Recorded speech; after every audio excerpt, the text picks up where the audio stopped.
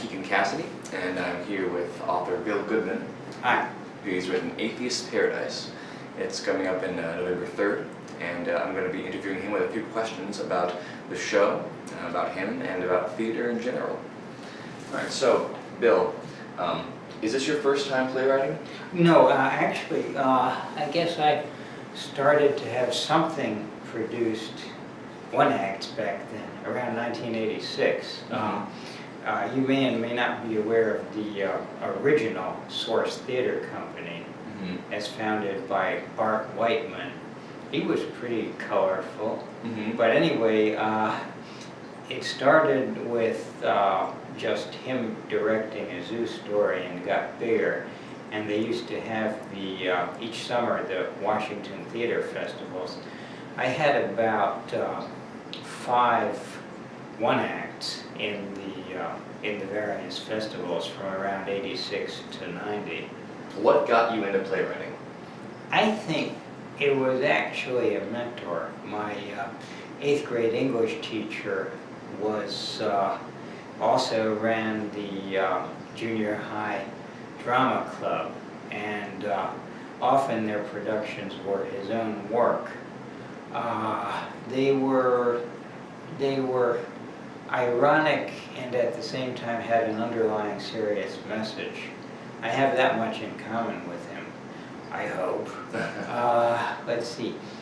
One of his plays was called Shootout at Elsinore, a Wild West version of the Hamlet story, with songs. Another one was called The World of Pie.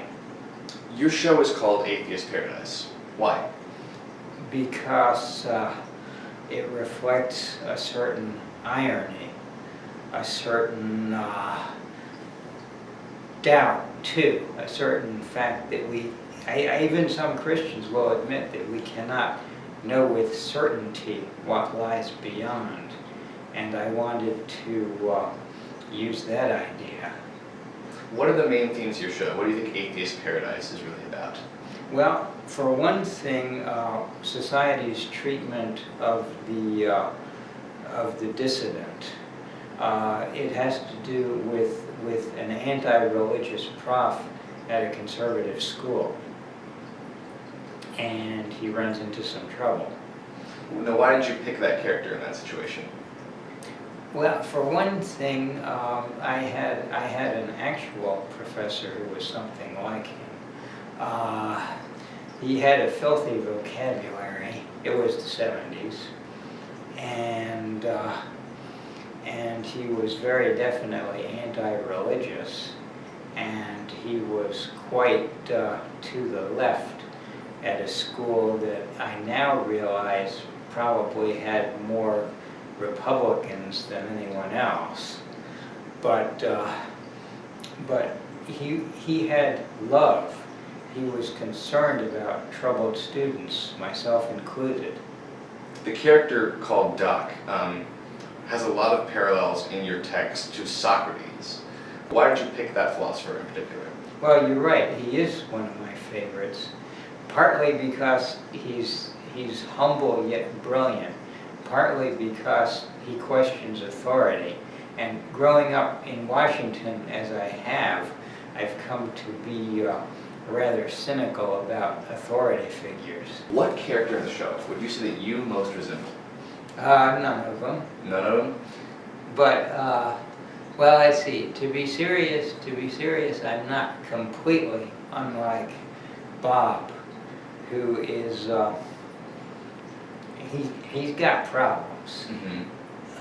Primarily low self-esteem. And I had a phase of that kind. And I'd rather not get into too many details. Where did you get the other characters' voices from? Well, I made them up completely, with the exception of President Thompson, who isn't entirely unlike a president we had at Ohio Wesleyan in the 70s, who even back then, an issue existed that exists again today, that of trying to run a university with reduced funds in troubled economic times. That guy's proposed solution, which the faculty didn't like, was to reduce the liberal arts offerings and increase the vocational offerings. For instance, he wanted to start a nursing program. Now, I have nothing against nursing. It's a very necessary profession, but at the expense of the liberal arts, I don't like so much. You're writing a play. Why that instead of a book? I mean, what makes you so enjoy the liberal arts, like you mentioned? Oh, well, there are two questions there, and I guess I'll take the first one first. When I was in college, I took the short story writing course. It was the only creative writing course they had. It was taught by Bob Flanagan, who later, oddly enough, became rather prominent as a playwright. But at that time, he was known for his novels and stories, and he only gave me a C+. He said that one of the problems with my stories was that they were all dialogue and nothing else. So I suddenly realized that there is a writing medium that's just about all dialogue. And you could use that as playwriting. Yeah. Of course, I didn't use those same texts. They were pretty awful. But everybody's got to start somewhere. Yeah. I'm encouraged by the fact that Early O'Neill stinks. Well, that's good. Actually, early Shakespeare is none too good either. Why is it that you are drawn to theater then? Besides that you enjoy writing, as a writer you enjoy the dialogue. What else about theater, as apart from film? Well, because theater is sometimes more serious. Now, there are serious movies, of course, but I would say that one more often encounters an important societal meaning in a play. Plus, I love the excitement of a live production. There is something great about seeing actors who are living and active right before you. Also, it's interesting that no two performances are exactly the same. You can watch a movie 100 times and it'll be identical. That's true. Along the lines of theater, what do you think of, what are your thoughts on DC theater? I mean, you live in the area, so what are your thoughts on bringing a company or a play like yours to this scene? Well, the field is crowded. Fortunately, audiences are also abundant. So how supply, demand, and work, we have to wait and see. I just finished a 3-year term as a judge for the Helen Hayes Award, so I got to see a lot of theater. And I would say that what we are getting predominantly is either overtly political or fairly light. Now, I think there's a big area that's neglected, and it's plays with deep fundamental meaning about human existence. What I'm saying may sound corny, but I think it's a legitimate area. I think some of us are still looking for larger purposes, and I think theater can address that area very well, but isn't much at the current time. At least not here. Yeah. Yeah. I don't know what they're doing in Chicago. When you mentioned these ideas of a deeper question, what do you think the deeper questions are that are relevant to this 2012 DC audience? I don't think it's much different than what's relevant to almost any audience in almost any age, and that is how one should live one's life, and also what one might expect afterwards. about whether there's a hereafter or not. If there ain't, there are quite different implications about how to live as opposed to if there is. Mm-hmm. Interesting. What do you think those different implications might be? Well, I have a friend from the Messianic Jews, the Jews for Jesus, who is giving me some Bible instruction. And he's pretty clear that one has to do a certain thing in order to be saved. Yeah, I like to question any given teaching. Mm-hmm. And if you believe, let's say, Billy Graham, you can't always do that kind of thing. Mm-hmm. You're not allowed to have serious doubt about certain matters, as I understand what they're saying.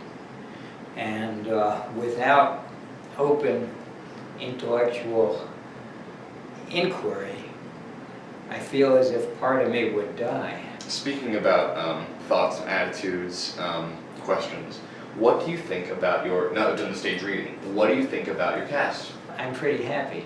As a reading, I think it went well. Mm-hmm. And we've scheduled 84 hours of rehearsal, so I think we're going to be in great shape. What do you think of the director? Why did you pick Megan Ben's director, am I right? Yes. Why did you select her as your director? Well, partly on the basis of a video I watched of her project of Rosencrantz and Guildenstern Are Dead. Mm-hmm. It was well directed. Mm-hmm. Secondly, she impresses me as having great integrity, a tremendous energy, and tremendous work ethic, and tremendous intelligence. When you said the show was well directed, what did you like about the show that you saw? It was well integrated, for one thing.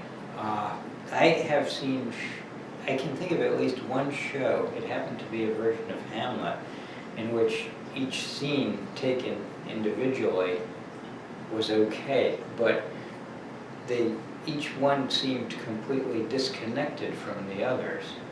Her show had a certain commonality of tone. It had a certain seriousness that lends the audience to reflection, and yet it was lively. So this play, Atheist Paradise, is this just a one-off work, or is this the start of something bigger? We want to keep going with the company. My plans are to What's the company? Oh, it's called The Edge of the Universe Players 2. Okay, why 2? Because in 1988 we had The Edge of the Universe Players. Mm-hmm. Then I had all kinds of family problems, personal problems, and the necessary business of making a living. Now finally I'm able to get back to theater. Great.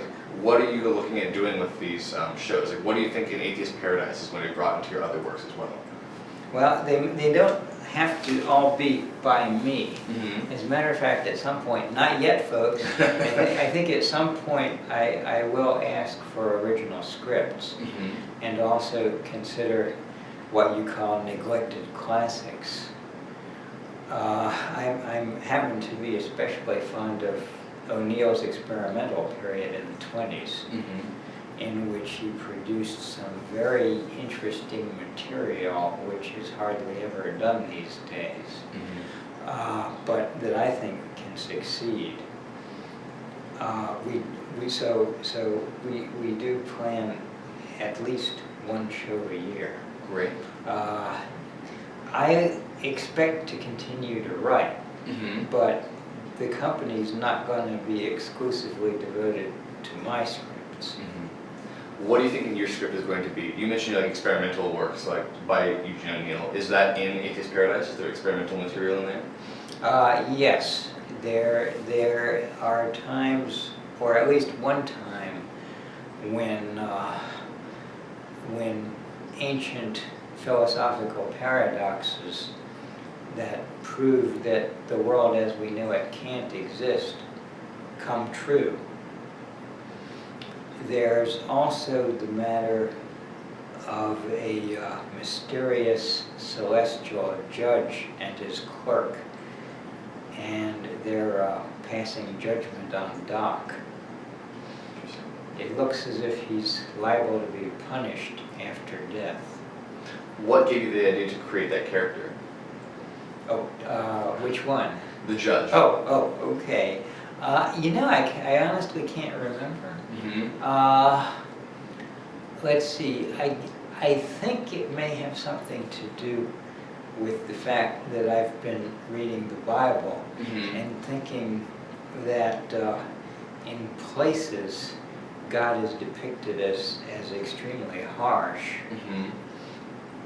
It seems to me that the way he deals with the enemies of Israel in the Old Testament would be considered highly unacceptable by modern humane standards.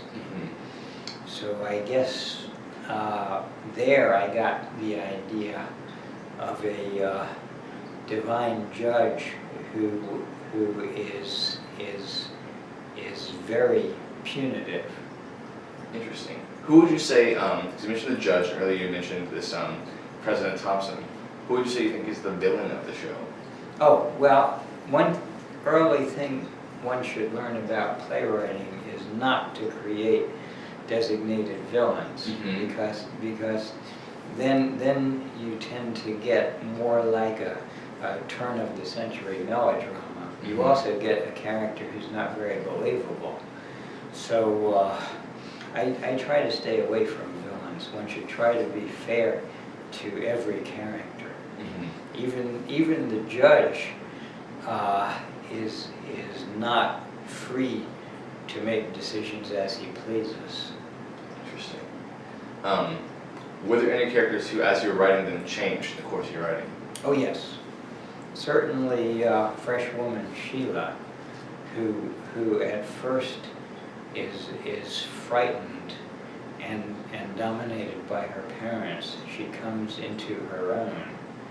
Also freshman Bob, who with the help of Doc feels more secure about himself as time goes on. Did you have an intention for how they were going to change, and then did they wind up surprising you? Were they surprises while you were writing the play? Well, sometimes characters do, but in this case, they behaved about as I thought. Okay. Now, Doc also changes, but I'm not going to say how because I don't want to spoil the play for people. You mentioned so far that you have had personal inspirations for Bob, for President Thompson, and for Doc. Who was your inspiration, if any, for Sheila?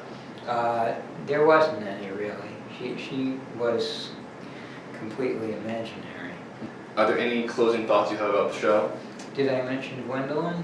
Gwendolyn, no. Who's Gwendolyn? Gwendolyn is a invisible, omniscient, omnipotent rhinoceros of whom Doc speaks.